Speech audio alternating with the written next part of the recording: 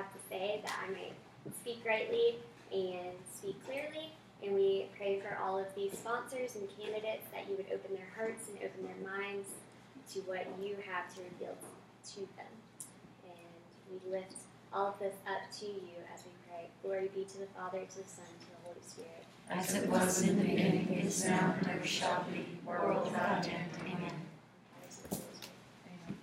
All right, hi. As James said, I am Catherine Mitchell. I am a high school theology teacher at Pinecrest Academy.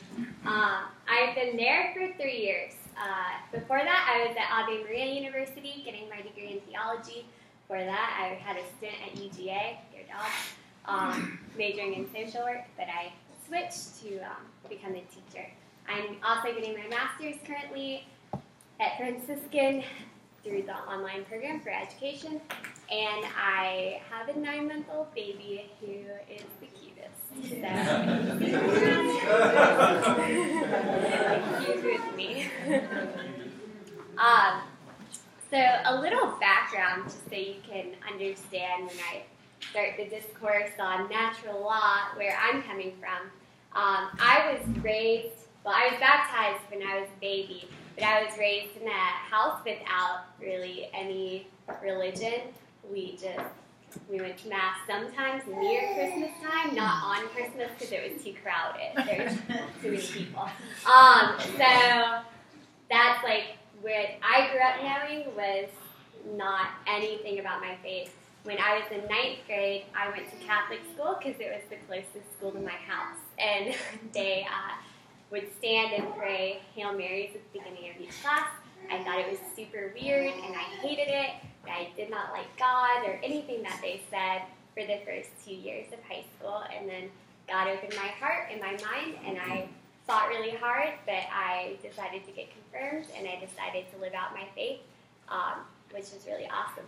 So when we talk about natural law, that's just a little bit of where I was coming from. I was not raised in a house that gave me, don't do that, that's wrong. It was all like, do as you want. So that will be a little applicable. Okay, so James asked me on Friday to give a talk on natural law, and I was a little up for the challenge, but I haven't studied this since college, so it was a refresher to me to go back and think about natural law and what it is and all of that. This is my husband, Sean. He's up here for support for when I say something wrong, because he's really probably better at this than I am. But yeah. Yeah, we studied. I'll give you a little bit of background on myself as well. I think our stories are relatively similar. I'm a convert to the Catholic faith, so I've gone through this process from no religious background, not having been baptized. And I guess I would say maybe there was a little bit more of an encouragement of like good and so forth in my household, but it was, I think that the point that Catherine's trying to make, and we'll get to it further, is that we all have some capacity to know what a good life is about. And so we discovered that kind of through looking back on our own lives prior to having been received into the Catholic Church. And so I just wanted to share that, but happy to be here. And yeah. All right. So first, I'm going to give you guys kind of a definition of what the natural law is. But in order to do that, I have to talk about eternal law first. So eternal law just means like it's the law of God. It's how He creates. It's who He is. It's His very being. So there's a certain order to God. And we as humans, we know this through creation, because that's how we experience God. Until Christ came down for us, man experienced God through the prophets. He experienced God through the earth, through Scripture, but he didn't know God physically the way that we have Christ now and in the Eucharist and in the sacraments. And so this eternal law is something that we figure out through creation. So the definition of eternal law is the mind of God by which the world is created and structured. So that's eternal law. You might have heard some things like the paradox, like, can God make a stone that he can't move, right? They're trying to touch at eternal law. If God is all-powerful, are there things that God can't do? And then you get into these silly paradoxes and people trying to be clever. But natural law is the participation in eternal law by man. And so God has created this world as a reflection of himself, of his being, and man participates in this world. And so naturally, we have a deep sense of the moral good. Right? We see things that are true, we see things that are good, we see things that are beautiful. And you don't have to be a Christian or religious at all to understand that those things exist. Like, there is truth, there is goodness, there is beauty. And they exist first in the Creator, which is more of the eternal law, and then in the creation, which we participate in. And the upholding of these things, this order for the world, is the natural law. And I would add to that when she talks about natural law as being the mind of God, God, it could probably be said, and he's not only this, but is supreme intelligence, right? So God, any law and law itself, objective moral law, which I think we all would believe is part of rationality. And so the reason that we know the natural law, whereas animals don't, is because part of being made in the image of God is that we have reason, just as God does. So actually, for example, this is kind of a good way to understand how what some would call radical interpretations of Islam, what's wrong with it, right? Because they emphasize the will of God without the intelligence of God. Whereas law comes from the intelligence of God, and it's intelligent because it's what is for our good. And so we are able to know that because we have reason as God does, because we're made in his image, whereas the animals wouldn't know that, right? And we're just trying to define them right now, and then we'll get through what they mean and their implications and all that after. And then lastly, we kind of have to touch on human law as well. It's also called positive law in theology. And this is the man-made laws, like the speed limit, or just things that help govern our society that don't come inherently to us. And they can participate in the natural law. So obviously we have laws to not kill people, which I would argue is a natural law to know in your heart, okay, it's not cool to stab you. But we also have laws preventing that. It's the man-made laws that participate in upholding the natural law and promoting the moral good of society. So it looks like most of you have your Bibles, or at least a Bible at the table. If you want to open up to Jeremiah 31:33.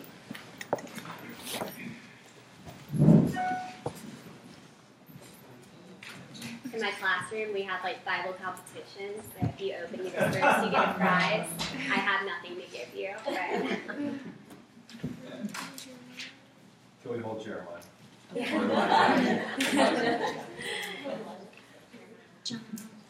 Jeremiah 31:33.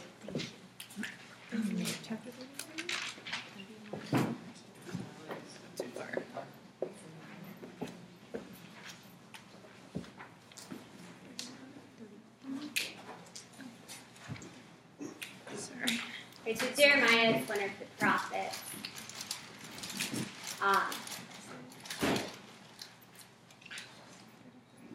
And the Lord's speaking to him, and he says, but this is the covenant that I will make with the house of Israel after those days, declares the Lord.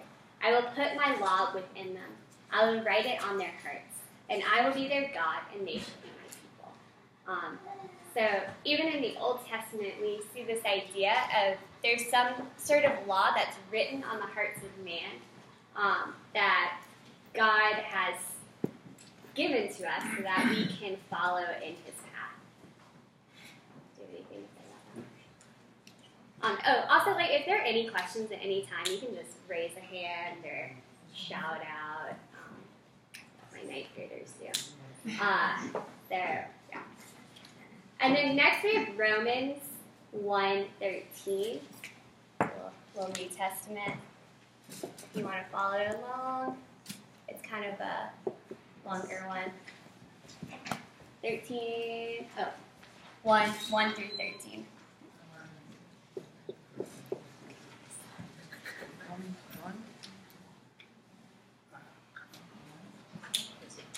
Yeah. You want to read it? Yeah. Is it? I think it's Romans 13, 1 through 13. Is it? I think so. Oh, sorry. Yeah, it should be Romans 13, 1 through 13. So it says, "Let every person be subordinate to the higher authorities, for there is no authority except from God, and those that exist have been established by God. Therefore, whoever resists authority opposes what God has appointed, and those who oppose it will bring judgment upon themselves. For rulers are not a cause of fear. For rulers are not a cause of fear to good conduct, but to evil. Do you wish to have no fear of authority? Then do what is good, and you will receive approval from it. For it is a servant of God for your good. But if you do evil, be afraid, for it does not bear the sword without purpose. It is the servant of God to inflict wrath on the evildoer. Therefore, it is necessary to be subject not only because of the wrath, but also because of conscience. This is why you also pay taxes. For the authorities are ministers of God, devoting themselves to this very thing. Pay to all their due, taxes to whom taxes are due, toll to whom toll is due, respect to whom respect is due, honor to whom honor is due." Okay, so here in the letter to the Romans, you're in the New Testament, and so you have this idea of grace and charity that builds on natural law. So natural law is what God's written in our hearts. Okay, don't kill someone, don't steal, don't do things that go against your natural conscience. And then Paul brings the idea that, hey, also, yes, the laws in society should go according to natural law. But don't just worry about that. Also, try to live a life of charity and grace. And so don't worry about just not killing someone. Don't do that. But also, maybe try to go out of your way to help that person. Right? And he's also saying here that, government should uphold the natural law. Government should uphold this human inclination to not do the wrong. The government should also help us to do good. And then last Bible verse is Romans 2:14.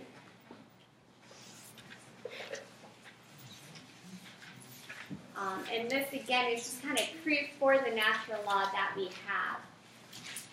For when the Gentiles who do not have the law by nature observe the prescriptions of the law, they are a law for themselves, even though they do not have the law. So, even though you haven't heard of Jesus Christ, even though you are living in a town far away, or you just have no idea about him, or maybe even you've kind of rejected him, you still have this law written within you that tells you right from wrong.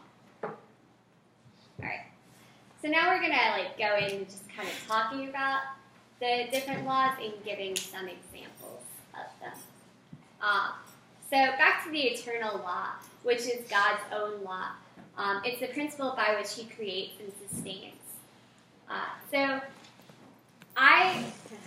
When I teach Catholic social teaching to my senior girls, I do one class where we go outside and I put them in creation, because one of the principles of Catholic social teaching is that we should be stewards of creation. And I tell them okay, what can our surroundings tell us about God? And so they come up with a bunch of different things, God is really detail-oriented because that blade of grass is tiny and it's there and it exists, right? That little piece of dirt exists. God really has detail in his mind. Great, okay. what else can it tell us about God? They're like, well, God is really big because the sky like seems like it goes on forever, and if it's that infinite and it's still expanding, like God is even bigger than that, right? So there are these natural orders like gravity. I can't fly, right? That is a natural order that God has placed into his creation that follow his own eternal law.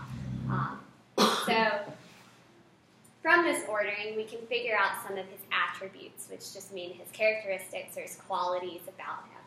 So one thing that they always come up with is that God is love, right?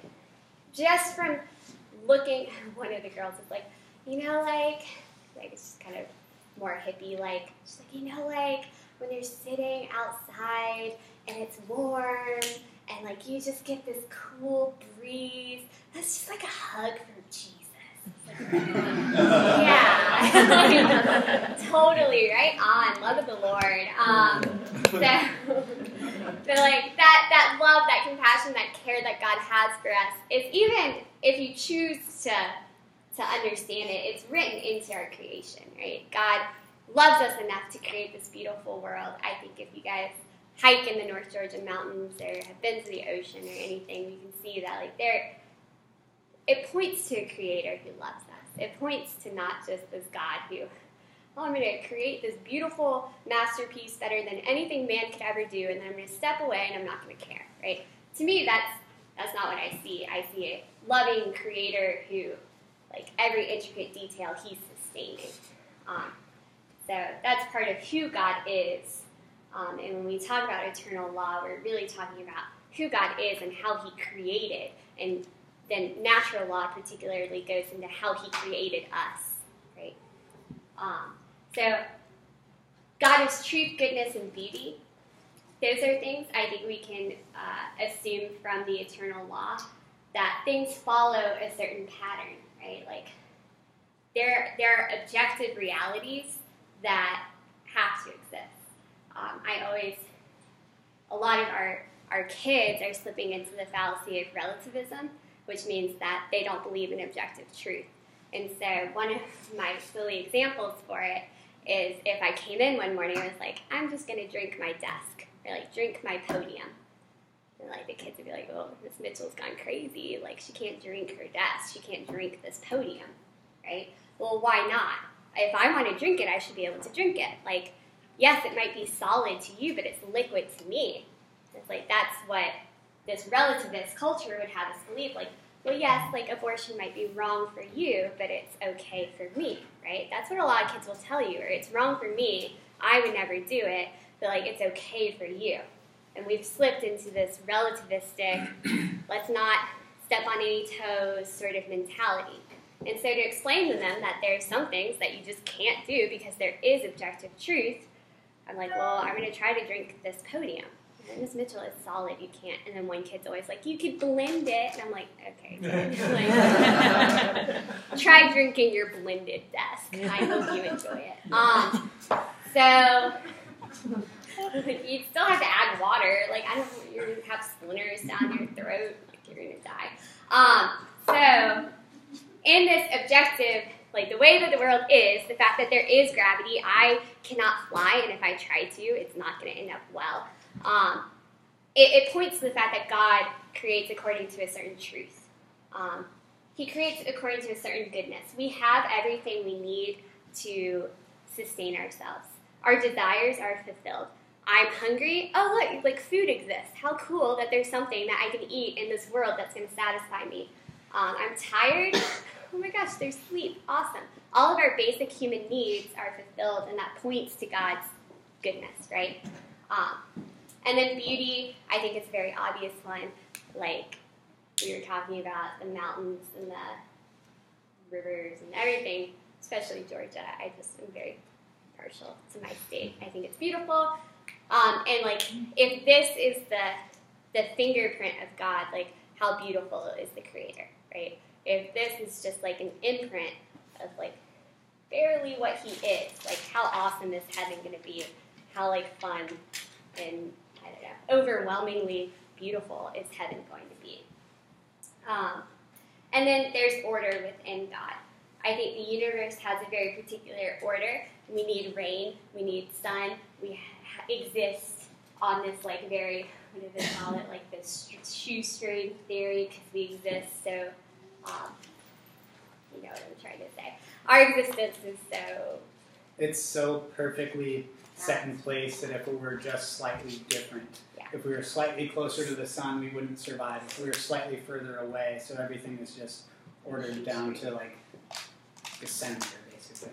Yeah, so there's this order within creation, the natural order. So this is really the eternal law. God creates the world to reflect His order, His attributes, His goodness, His beauty, His truth, and we participate in that. Our participation in that leads us more into the natural law. Do you have anything to add to eternal law? No. James, do you have anything to add to eternal law? Well, I think you're doing a great job of explaining it. Maybe at one point what we want to do is see if anybody has any questions, and that'll probably be the best way to clear things up. Cool. Yeah. Okay. So then that leads us into the natural law. And this is man's participation in God's law, in this eternal law. God has written certain laws into our hearts so that man can know his Creator through his natural capacities. There are certain precepts that man knows inherently. So this is kind of why I told you guys the backstory of I grew up in a house. I grew up in a very liberal parenting style house where I had no rules. Like I never got grounded. Once I grounded myself, but it's because I didn't want to go out with the boy, and I was like, I'm grounded. And so I actually stayed home for one night because I was grounded. I was always kind of against lying. So yeah, I grew up in this house. I never ever got in trouble. I did whatever I wanted and very much like raised myself. So when I was little, though, I still had this very natural inclination to do what is right and to do what is good. And, like, I literally never got in trouble. But when I was doing something wrong, my first thought was, like, oh, God, like, I'm hurting my mom, or someone's going to find out, like, all of these wrong things that I've done, even though there's never had been any, like, person-to-person consequence for me. I had never really gotten in trouble. So even when I was little, I knew in my heart that like when I lied, there was something wrong to it. My mom never sat me down and gave me discourse about like, it is wrong to lie. You should not steal cookies and eat them. Like if she'd find out, she'd be like, oh, Catherine, like the end. And so, but I felt this like intense guilt and it would like eat me alive if I ever lied, so I would never lie. And it like still leads I think I have a very natural conscience. I will, like, confess things to my mom that, like, I really didn't need to.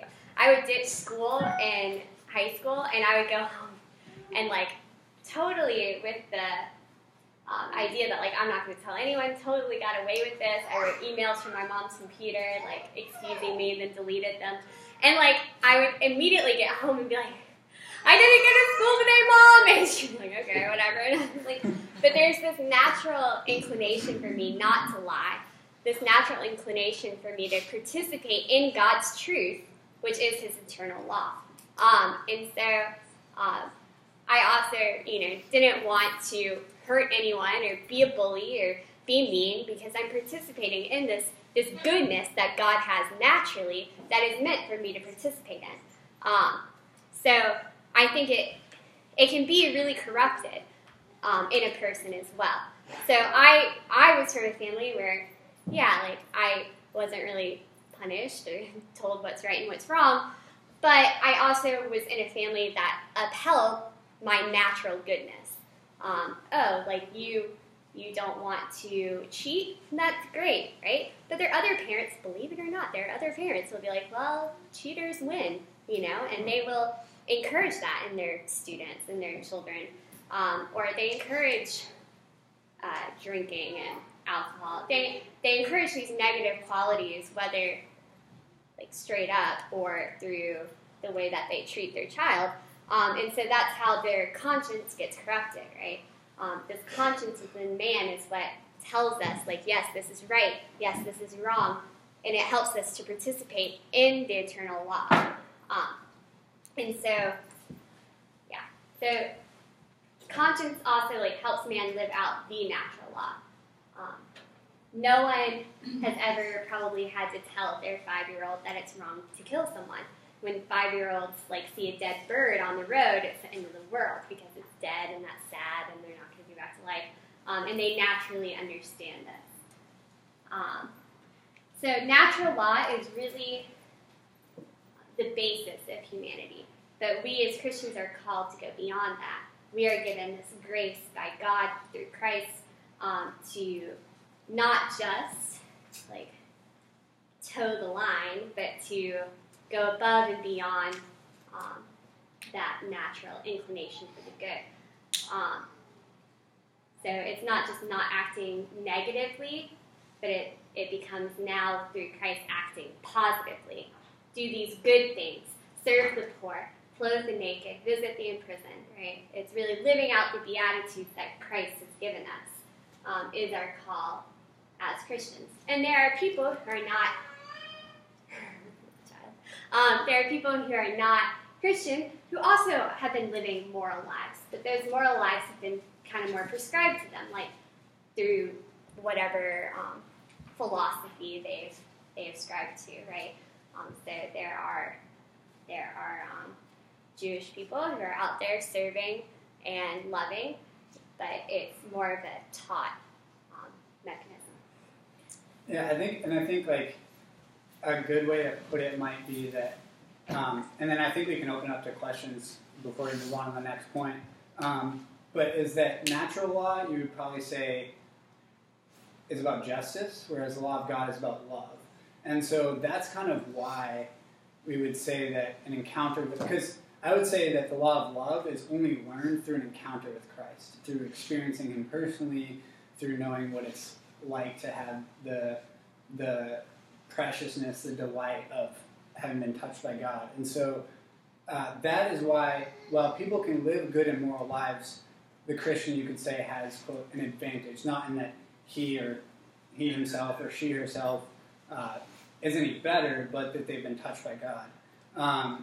So, yeah, but I think now if Catherine thinks so, it might be a good time to just open it up to any questions before we continue to some further stuff, just to kind of see what y'all have I thoughts. think I'll throw out a leading question. It's Yeah. not necessarily one for you to answer right now, but for us to start thinking about, taking in mind what we've been talking about with our participation in God's law, naturally because of the way we are as moral beings, as rational beings, knowing what's right and what's wrong.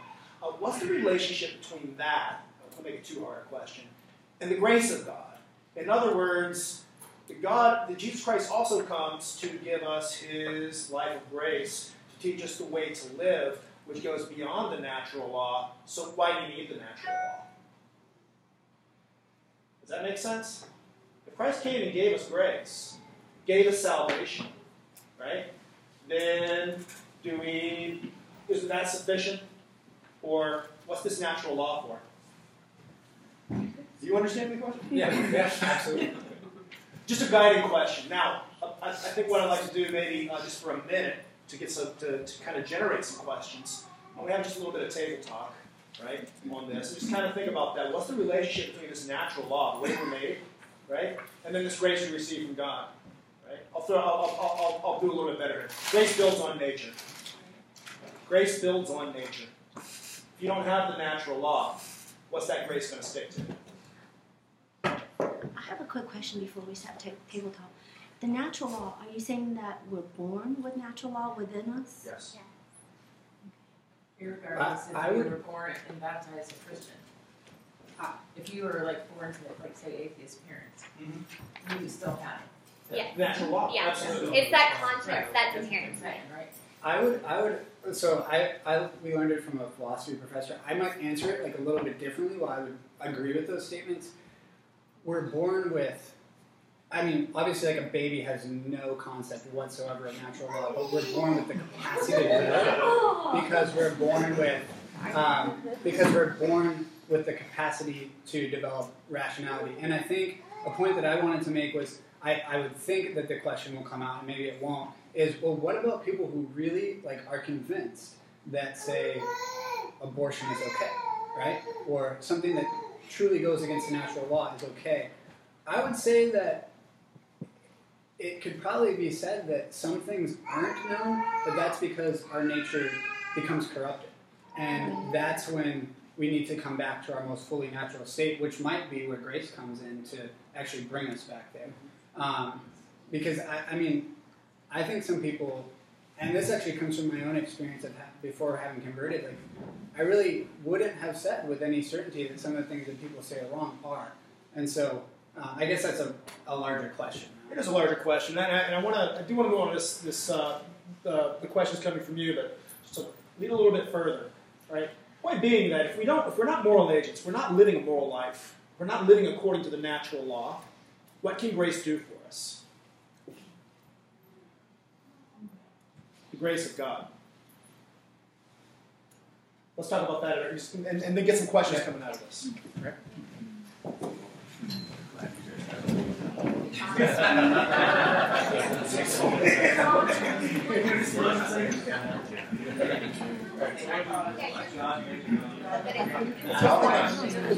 Whatever you need to do with the element, sit around the table.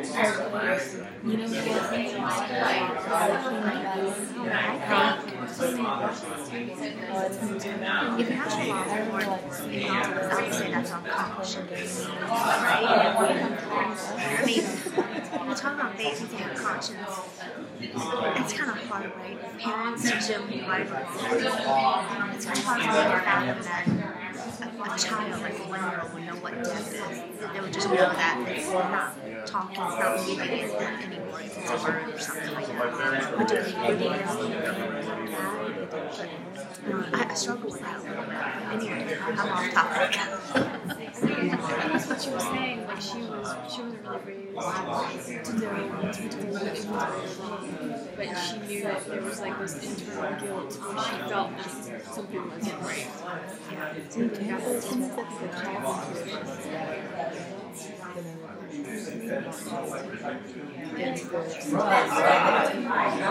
So you tried to listen to that inner voice telling you, maybe. And so that's probably what she was thinking, which is like natural. And then you get influenced by outsiders and outside circumstances, especially news media. When you turn on the news, it's just so depressing. It's so violent, and our media is so violent, so you get influenced by that. Then I think this is my personal opinion, where grace of God comes into play. It kind of brings you back to the natural order and realize that, everyone is inherently good, and you can do good things if you're willing, but the choice is yours.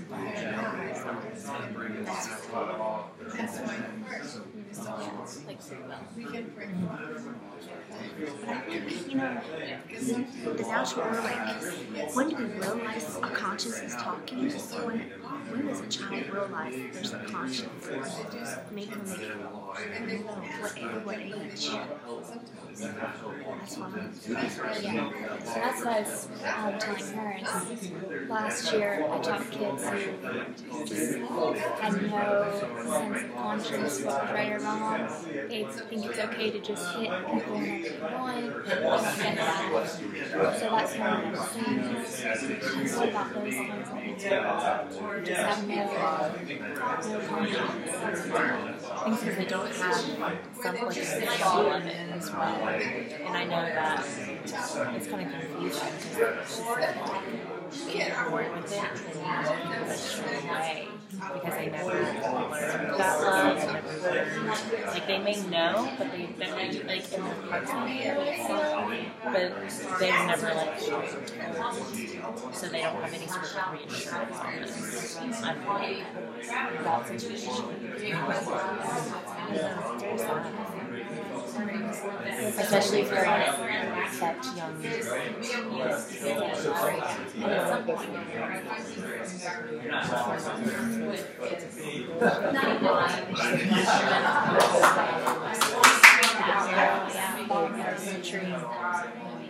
there's something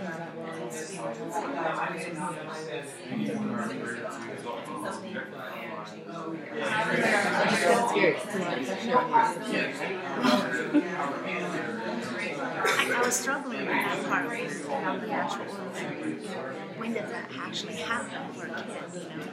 And I think for me, it's like you want to believe that even if you come from, you know, a bad home life, you would think that, again, the natural law would come into play eventually.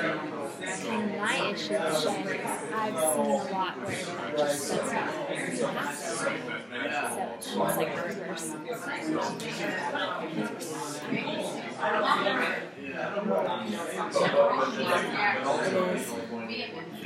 You do see a lot of prisoners when they're in prison, they turn to God, they become religious. That would be a way where the grace of God actually affected them in real life and differently. And plus they have a lot of time to think.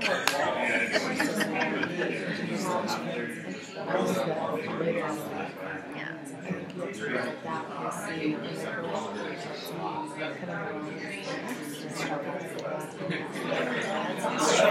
They might have bad role models growing up, and all of a sudden, you know, if we start, entering their lives, just teaching them the words of God, and maybe that's how they can respond to.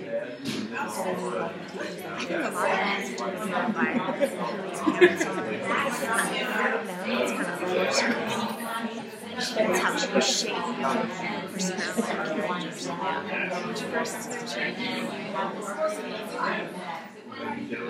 And I struggle with that as a parent because no matter how much you try to protect your child, as they grow older, there's other aspects of their life that shape them, like their friends, family, the media.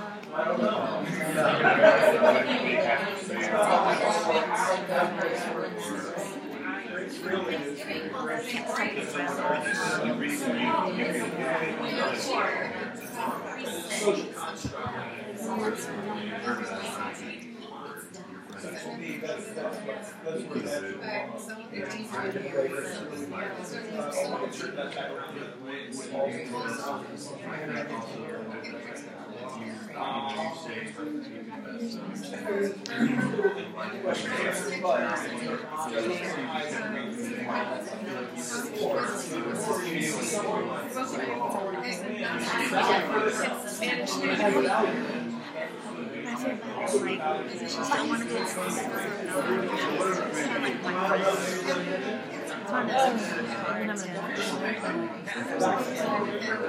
You mean like doing this to you started to get into she's kind of like she lives she's like my unofficial sister. So like I have my official one and then it's here, and then like I have at work and then so like she could be like and then my own official like and I think there's a lot of bigger time for my dates, but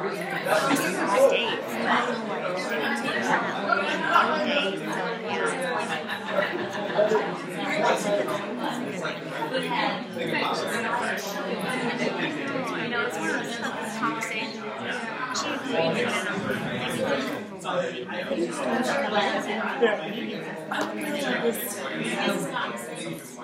now we're talking about Saturdays too, you know. That's what I told the employees at work. Like, I had a lot of people offer. It's like, you guys were in Roswell and then Christmas in Wichita. I'm like, you guys can't be there. So, like, I talked to them during the week and everything. Officially. That was weird. She's always yeah, and she loves to meet up and talk. We met up during the week.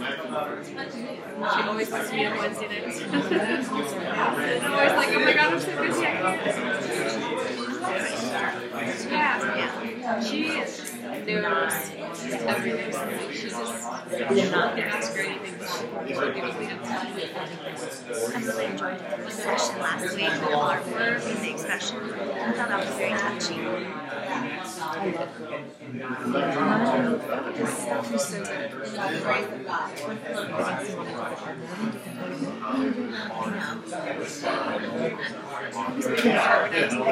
I see her stuff and I was like, I'm such an amateur. Like, she's so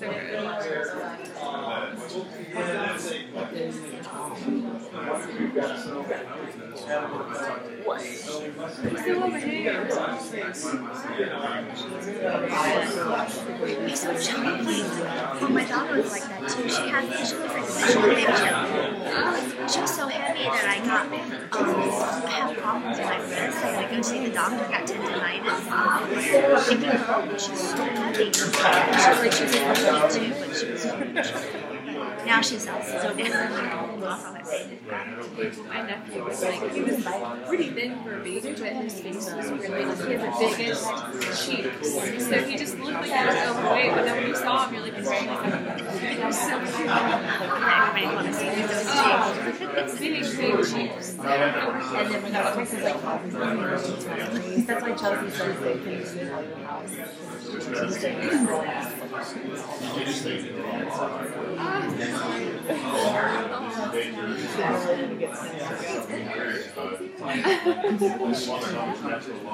Do your kids have the same?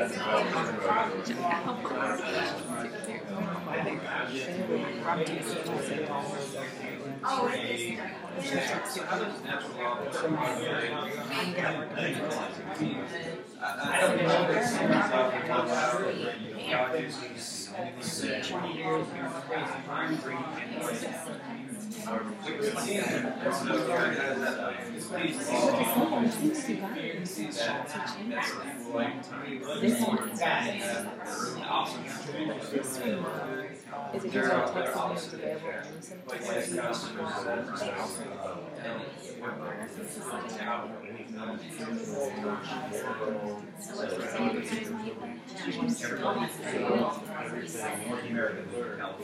this one, Oh, I love his picture. He was such a California boy. He was younger.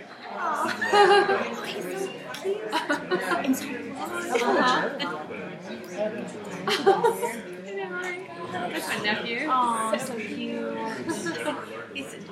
He was in California. He has big cheeks. He was like thin. Yeah. Long hair.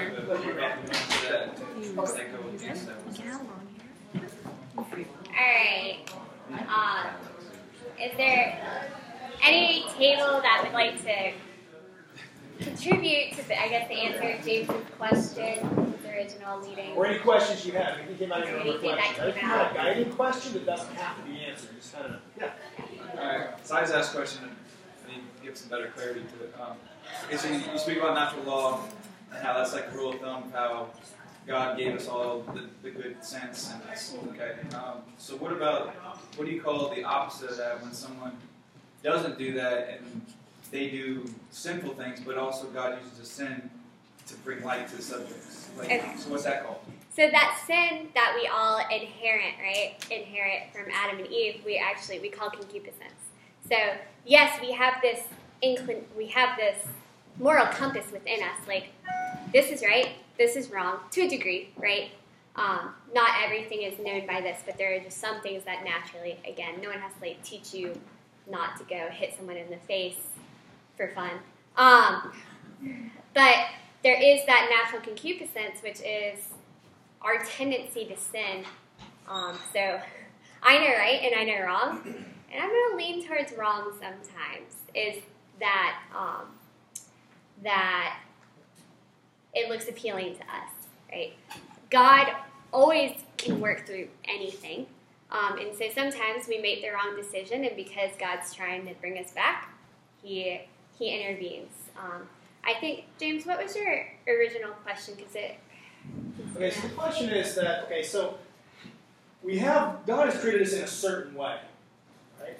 He's created us in a certain way, ultimately to know the good, to know the true, to know the beautiful, to know Him. Right? So we're made in that way. So coming back to, the animals aren't like this, right? as far as we know. We don't have any evidence that they are, and there's a reason for that. So we've been made with, if you want, with the capacity for God. Right? And then there's grace and charity, things that go beyond the law. Right? What I'm getting at is, if it weren't for it, I'm just going to say, if it weren't for the natural law that we're getting, in other words, we have to live according to the natural law, right? In order to be, I don't want to say in order to be saved. Ultimately, we're saved by God. We're saved by grace. We're saved by the crucifixion of Jesus Christ, right? But what is our capacity to receive that, right? Think about Luther and the way he explains atonement or redemption, right? That we're just, after we've been baptized, we've been saved, he literally says it's like a snow-covered dunghill. Right? That our nature is just corrupt. But God covers over that, so all he sees is beautiful snow. Right? Well, that's not exactly the Lutherist Christians who did say some good things, but that's not exactly the Christian worldview. God created all things good. Man fell from grace. But God still sees his image and likeness when he looks at every single one of us. The same thing that he saw in Adam. He sees his image and likeness that has fallen, right? That has concupiscence. But we still have a moral compass. We still know there's something we cannot deny. We cannot turn it off, ever. Or we stop being human. And that is that we must do good. And we must avoid evil. Right? We don't question that. Now, the next question is, what's good and what's evil? But if we know that it's wrong, we know we can't do that. And our conscience will tell us that. If we know that it's good, we'll say, well, that ought to be done. Right? And we can't turn that off. Right? And so the question is that relationship between grace and nature. I'm sorry for kind of just elaborating on it, but it's that relationship between grace and nature. Jesus Christ came to save us, but he made us in such a way, right, that we ought to be able to naturally recognize him. Right? And that's a condition for being saved. In other words, we have to be the type of being that can be saved. We have to be the type of being that can even know God before God can have a relationship with us. See? So, I'm not kind of posing the question another way. What is that relationship? In other words, in our lives, right? And the church teaches this. It's not all just about Jesus Christ coming down and saving us. It is all about that, obviously, right? But who is the being that's being saved, and what kind of being are we? What kind of creature are we? Right? We're moral beings. Right? There's a foundation, Christian morality, that if we're living, and it's kind of what some of the readings we're getting at right now, in order to be. It's not, you can't, another way of putting it, you can't just say once saved, always saved. Right? That I've been given this grace of God, and now, I've been saved. Right? I can just go on living my life, however, whatever, do whatever. Right? But I've been baptized, I've been saved. Right? There is a moral law according to which we have to live to say that I'm living as though God exists. Does that make sense? Because there are a lot of people or many people, right, who I'm a believer, I'm a Christian, I'm a God-fearing, but they don't live as though God exists. Right? And living as though God exists is living according to the natural law. Does that make sense? Okay. So this kind of fits with the God doesn't send people to heaven or hell. They do it. They make the choice. They make the choice, exactly. Yeah. But for me, I get hung up with this. And I guess, ultimately God's the judge if you do a bad thing for a good cause. In other words, you have your family's starving, you steal a loaf of bread. Right. You know it's wrong, but... That's actually morally, within the Catholic Church, that's actually morally permissible. So, because of the common good... What law is that? Catherine will explain that. Yeah, my kids, okay, so, yes, this always comes out. It's like, well, what if you're stealing bread to feed your family? And there's like the Aladdin song that's like, gotta eat to live, gotta live to eat, otherwise you get along wrong. So I always like to show that little clip. But because of the common good, the idea, like because natural order of things is that there's actually enough of this earth for us all to sustain ourselves. And so we, as human beings, because of our inherent dignity, we deserve a piece of the pie, pretty much, right? Like the pie is big enough for everyone. We all deserve a big enough piece to survive. But if you don't work, you don't eat, right? Yeah. But because some people have, because of greed, they are pretty much stealing from the common good. They're trying to take too much of the pie, right? And so if you were on the streets and you have exhausted all of your means, you've tried to go work, you've tried to beg, you've tried to this, and you are starving or your family is starving, the Catholic Church would argue that it is your right to food. It is your right to that sustenance that you need to survive, and it is given to you, or it should be allotted to you because of God and because of who He is and because of the inherent dignity that He's bestowed upon you. Is that kind of a good There's one other thing to put on top of that, and that's that if you're in a society where people have what they need and there are people who don't, and they're doing everything they can, they've exhausted all their means to get that, then there's something wrong with the society. Like It does open a can of worms with a lot of subtleties justifying a lot of You can stuff. go to a food Yeah. pantry, though. You don't have to steal. Right, exactly. Now we're talking about the Jean Valjean case. So, So I mean, we're looking at a situation where this guy has literally done everything he could. He's trying to keep his family alive, and the society's just not letting him do it. Right? So it's at that point what we're going to say is, no, he's actually following the natural law. He's pursuing the good, and he would avoid this evil if he could. But this is the only means he has to stay alive. Right? And it starts to raise the question: is he actually stealing, or is he just really taking advantage of the opportunity to have what he ought to have? Right? And there's subtleties in there. Yeah. And there are a lot of these. We start getting into big moral questions. We're gonna hit them. But I don't want to.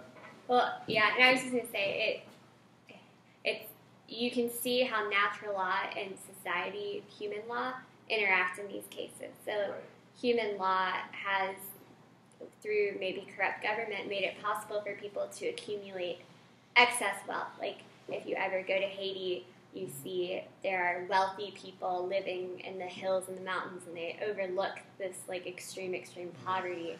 And so human law, because of corrupt people, back to your point, kind of because of this inclination to sin, they've corrupted the natural law, and so it's you're working within two systems, right? You have this human law, but you also have this natural law that says you should be able to eat and survive. One thing I want to add, because I know that if this were me prior to having been formed in the Catholic faith, I would have been mad if I heard all this, because it seems like a justification for something evil. But there are a couple of important things. First of all, Catherine mentioned a right.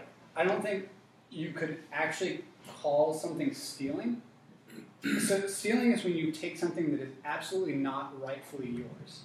But I think we could all say that we have a right to basic necessities. And we're not talking about someone who maybe went a day or two without food. You can survive like that. We're talking about someone who is like on the verge of dying, right? And so there's that, and then there's also, this is a really important principle in the Catholic kind of philosophical understanding of rights, is that rights are not absolute. And so if you take, for example, the Catholic Church has protected property rights, right? But there are extreme circumstances in which if someone is hoarding everything to themselves and their property and doing a great damage to the common good, in which government might be able to intervene, right? Because rights aren't absolute. You no longer have a right to stockpiles of bread if you have someone who is like emaciated and starving.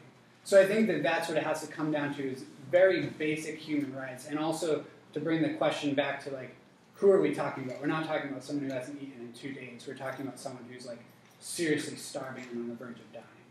So it sounds like these are individual types of cases. They're not, exactly. It's not a broad stroke of rule of law. Right. You know, because if you're starving and your family's starving, it would be wrong to go next door to the other starving family and take the one piece of bread that Absolutely. they got. Yeah.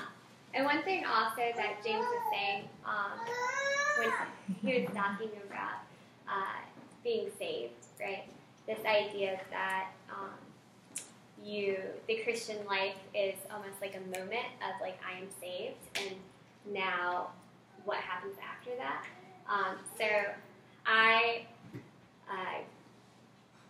So when we were younger, we used to go, when I was a senior in high school, we would go to the March for Life in Atlanta, and there would be people there. The majority would be protesting abortion, but then there are also Protestants that would show up to protest us, the Catholics. And so we were apologetic nerds, and we would go with our Bibles to like take on these Protestants who were protesting us, and we would start to argue with them. And the first thing they would always tell us is that we're not saved. We have not physically accepted Jesus Christ as our Lord and Savior. And we'd be like, well, we're baptized. And they're like, well, have you said this? Like, have you made this commitment? And what we were always taught is that in the moral life, like, I was saved by my baptism and by the cross of Christ. I am being saved every day by His grace, and I hope to be saved when I die, right? And those are the three, like, I am saved, I am being saved, and I hope to be saved. And I think when we talk about natural law and living it out, we have to remember that, like, yes, there was this definitive moment when Christ came and He saved us. And as a Protestant, you would say, like, that moment saves me as long as I accept it. But as the way we interpret faith and works, we also say that, like, we are being saved, and we need to continue to act according to this moral law. And then we hope to be saved. We hope that we have lived a good life so that we can enjoy heaven with Christ. And this side, it gets a little tricky too, because like Scripture says, work out your salvation with fear and trembling. Just looking that one up, still, you know, like there, people like just pulling things out of the Bible and throwing them at people is like a really bad idea, and I wouldn't recommend doing it as a Catholic either. It's just like there is a lot to be understood, and there's a reason for an interpretive authority in the Catholic Church. Can I add something? Yeah. Another good thing too is that just because you're saved doesn't mean you know God. And the key is knowing God, and how you demonstrate that you know God is that you illustrate your life out to people, you know, and people will see that in you and want that, and they'll cling to that. So you can be saved, you can follow the rules that you learn at church and you read in the Bible, but if you don't know God, then all that means nothing. Yeah. So the key is just knowing God, knowing what His purpose was on earth, how He looked at people, and portraying that out towards others, and they'll see that as well. And it speaks for itself. Yeah, it's that continual relationship and the living in the life of grace that is afforded to Christians that we have with God. Yeah. So really what it comes down to our free will. Okay. I mean, God gives us free will, and we are free to do that, because I've heard that before, is God made us all good, but He doesn't force any of us to do anything. We're not robots that He made perfect, so we'll be perfect. So ultimately we have that. So the analogy I've heard is like God's grace is like a fire hose coming at us, and we can determine how much of that grace we want to accept. And what we can do is we can enhance our capacity to receive that. I mean, I guess you think of like a field or something. It can we can make it so it can accept a lot of water, or we can make it hard so it just rolls off. But ultimately, it's our free will that determines, how much we accept. And I think about the conversion of St. Paul too. Sometimes God affords us the opportunities to get hit by that 2x4 over the head, and sometimes people wake up and say, "Oh wow, yeah, there is a God, and I need to turn everything to Him," like St. Paul did. But other people will be stubborn and selfish in their free will and just. Yet all along that water's been going, right? All along there have been opportunities and moments in life, and we were always free to accept or reject.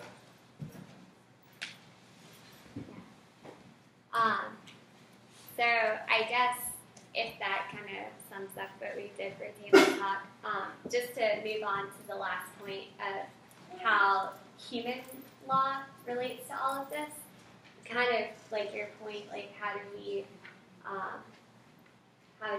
man, like what happens when we know it's wrong to steal, but we don't have the means not to. So human law is just the laws that man creates to uphold this society, and to keep man accountable to natural law. So in theory, this should be, like, if it all worked well, we'd be living a really happy life in a great society, because our government would be protecting our natural and inherent dignity that God gave us and help us to live the moral life. In some ways it really does, right? Like, the speed, I always tell my kids, the speed limit is there to help you, not to, like, stifle you, right? You don't want someone going down 400 at 100 miles an hour and like ramming into your car. That's not going to be good for you. And so the laws of the society are supposed to uphold the order of God. They don't always phrase it that way, but when you think about it, that's really what they're there for. Saying that it's a crime to murder, yeah, that's good for you, that's good for us, that's upholding that natural law that God has put into our hearts. But then, and so in Romans, we have Paul telling us that we should follow the human law, right? We should be good citizens. We should not be, because like you had the Christians who are like, I'm just following Christ. I don't care about your law, right? I don't care if I can enter your country. I don't care if I can do this or that. But he's trying to encourage them, like, follow the laws.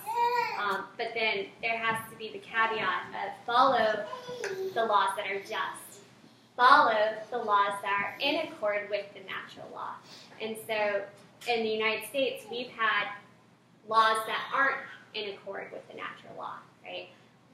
For example, we've had the HHS mandate, which was asking the Sisters of Poor, these little sweet nuns, to pay tax money that would go directly to abortions. And so that is against the natural law, and they took it to the Supreme Court. Did they win? They won. That's what I thought. Our university had to do the same. We went to a Catholic university, and they're asking them to provide contraceptive and abortifacient services to their employees. And so our president fought it, and I believe won as well.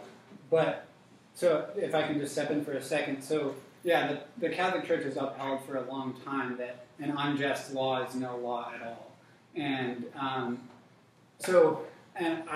I don't want to ramble here, but I do want to go into like just a couple little things, because this is a really important thing to me, and I've had some arguments, if you will, with some of my close friends who I think kind of misunderstand this point. Is one, that all human law does have to be an extension of the eternal law, which is God's law. But that's not to say that we're trying to establish a theocracy, because remember, this is law that all humans can know. You don't need God to know the natural law. I mean, you need him in some respect, but he doesn't have to directly intervene and like make you to know it. So it's not like I even say, probably rambling here a bit, but I even say like I don't think we should have laws that say someone can't work on a Sunday. Like if you're not a Christian, why? You know what I mean? Like that's kind of instituting Christianity into law. But when it comes down to the very basics, like the law needs to be upheld according to natural law. And there are a lot of people who kind of don't get that, because we live in a society that says this is right or that's right, and we're like, well, just let everyone do their own thing. It's really harmful. Can I give an example? Yeah. Right. So think of it this way: how does the human law uphold the natural law, and therefore the eternal law? Right. You take something like do good and avoid evil. Right. Well, let's take a good human life. Right. Let's take and let's just say. So where is that coming out? I respect. I value my life. Right. There are other people closer to me. I really value their lives, and ultimately, everybody's life has value. Right? Children. Okay? And so our laws should be there to keep children safe, for example. And that's why we put up a sign with an arbitrary number, 35 or a 25 in the road of the school zone. Okay? Law is there for the good of preserving human life. And if I may please forgive me, the moron who thinks I get to determine my own law, right? And driving 55 right now is perfectly fine because I can, right? Is actually breaking the natural law, right? Is actually doing something incredibly wrong. You see, when we say that, here's the thing. When we say an unjust law is no law at all, we have to be very careful not to determine for ourselves what's an unjust law or a law that doesn't need to be followed, right? An unjust law is a law that obliges you to do something that is morally unjust, right? And there are not a whole lot of them to do that. We gave an example, right?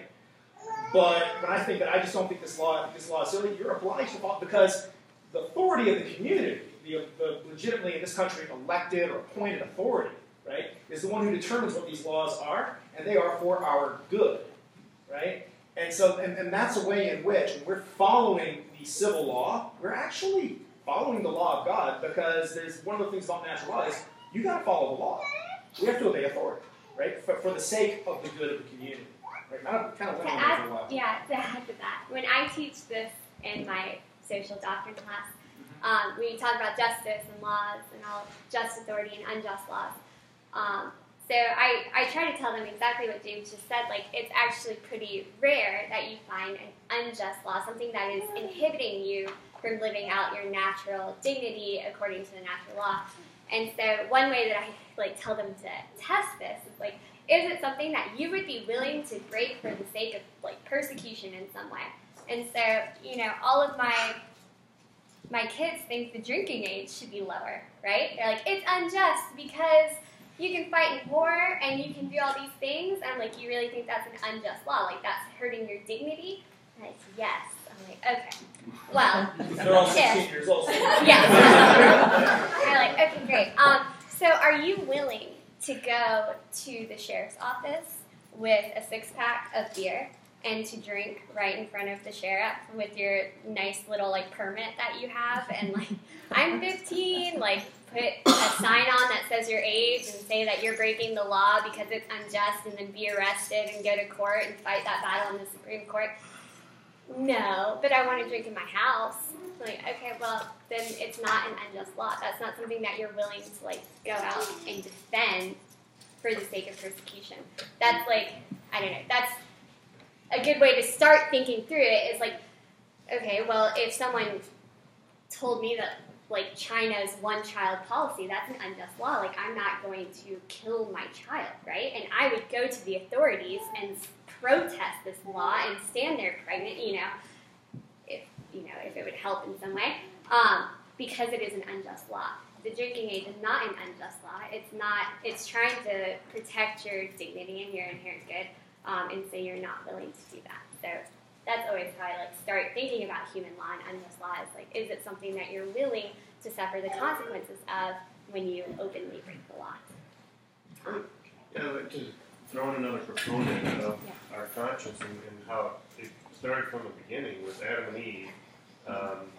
When they took a bite of the apple, they did something that they knew was wrong. So I'm going to parallel this with the guy who drove 55 miles an hour through the school zone.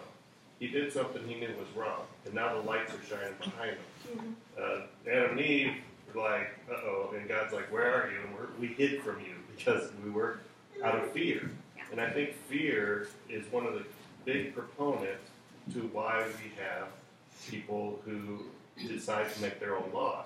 So the guy that went through the zone probably, might hide off onto a side road and lean over in his car and hope that the cop will just pass him by, all the while thinking, how can I change this law so that it fits me, so that I can, get away with it in the future. And then that brings me to the analogy of abortion. Why do we want to legalize it? Because, well, for a lot of reasons, it's the fear of, I'm pregnant, I don't know how I'm going to take care of this child, I don't know what I'm going to do, this is going to change my life. There's a fear all over it.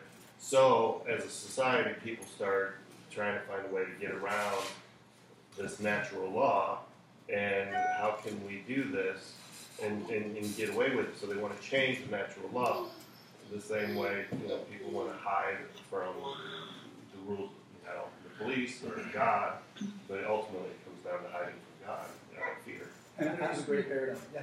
I was just going to say, and I think just to bring this out there, I know an example we're using a lot is abortion, and I think rightly so, but I think also just know that Catholics should and are taught to be very compassionate towards those who are in situations which are very difficult, and to kind of accompany, if you will, or walk with people who are going through circumstances that are very difficult, and by no means wishes to place that blame only on women, because a lot of the times they're put in that situation from bad men who have left them or whatever it might be. So just to bring that to the table as well. Just an overall comment. I mean, we're talking about a lot about moral compass, the natural law, in association with the human law. It's pretty much close and hand in hand with the Western world. So if you, like you mentioned China, and someone mentioned about free will. in China, if you look at their culture right now, since government has banned religion mostly, they have no moral compass. Most people don't. If they hit someone, they just leave them on the side of the road. So I really think it's because of the grace of God, His words, that has made us more intelligent and more compassionate toward others, and also in some sense offer a lot of democracy in what we see today in our society, if you compare to some other society around the world. And I think that's also a good example of how your original conscience that you're born with can really be weakened and malformed because of the circumstances that you live in.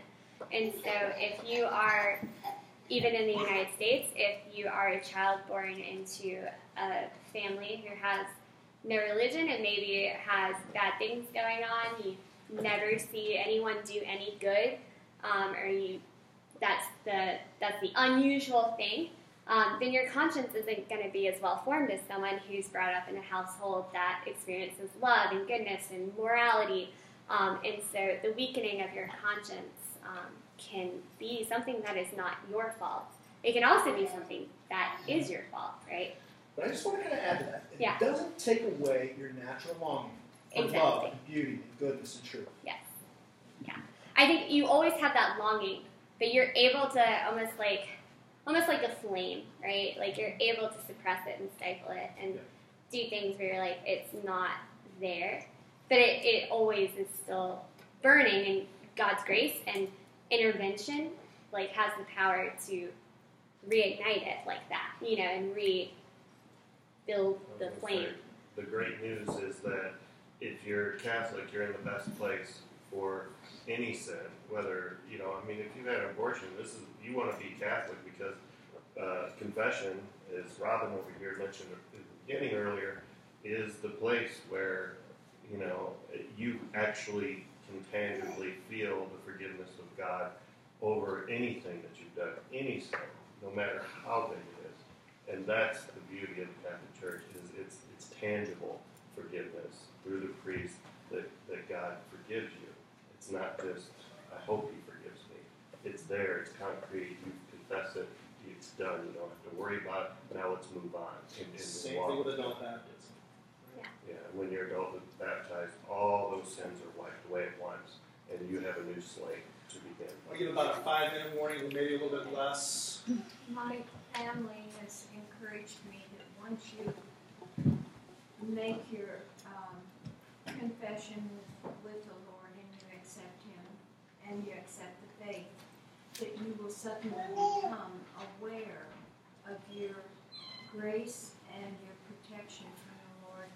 And I have seen that happening in my own life, in little things and probably bigger than I even can recognize, but just constantly being bombarded with good things happening in my life, and it's because I made a commitment. And I think that is probably the biggest thing about grace, is that it comes to us in waves. That's great. I heard just on what you were saying about confession, I heard a funny statement that I like to repeat sometimes. It said that anyone who converts to the Catholic Church either converts because they want the forgiveness of their sins or because they want to be right. Hopefully it's both of them. But, I think that's a good way of looking at it. Yeah. So I guess just to wrap up is just to reiterate that God is truth, goodness, and beauty, and He has this natural order to Himself, and we are made to participate in that. And we are made to help society uphold that to the best of our abilities. And just our conscience is really what would help us determine right and wrong, and we are able to help form that conscience. We are able to do things that help us to know the right and the wrong. The major things, they come inherently, but they're little things that maybe you have to read up on. You're not sure the truth in this situation. And that's our responsibility as Christians, as people to better form our consciences and to not allow the society around us, the human law that's not always in accord with natural law, to determine our consciences for us. To just be able to step outside of it and be like, I am a person, this should be inherent to me, but you know what, I might need to read about this right now, I might need to go research, ask someone who might know better, and to really pray about it, and to pray about what's true, good, and beautiful in this circumstance, what is of God and what is of the world. And so I think when we talk about natural law, it's something, that comes naturally and should be something that is very easy for us, but to also be aware that the world tries to lie to us all the time. The world tries to tell us this is what you want or that's what you want. This is what's right, that's what's right, and it gets confusing. And to really find that natural law that we participate in through prayer and through being close to the person of Christ himself, because that's where you find out really what is good and true and beautiful. So, do you have anything to add for closing? No, I think, that's it. Can we close in a prayer? Very, very good. Thank you very much.